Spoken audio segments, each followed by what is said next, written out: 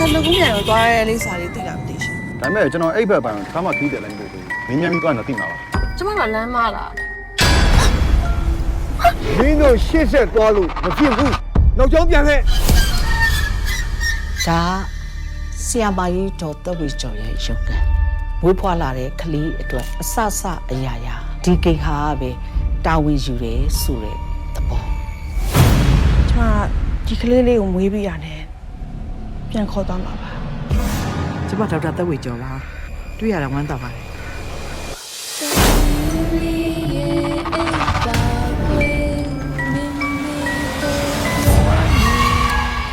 စာဖွေပေါ်ရမကွယ်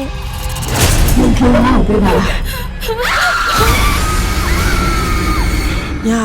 အခန်းပြင်မှာအမျိုးသမီးတယောက်သားချော်တေးဆိုနေအောင်ကြားလိုက်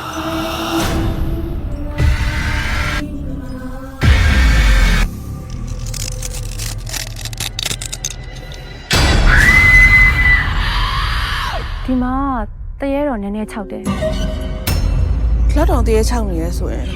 ဘာလို့စနေရသေးလဲ ဒီမှာတရေခြောက်လို့မနေရဲပဲပြင်မှာသွားနေရင်နားကားသွားကြမှာပဲလေ ဒီခြံထဲမှာလေ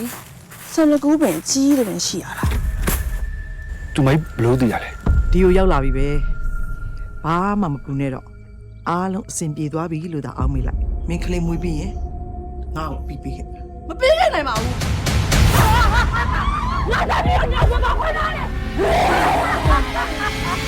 အားလုံးကငါနဲ့အတူတူခေါ်သွားမယ်ဒီလိုအားလုံးဘယ်သူမှမလွတ်ရစေရဘူး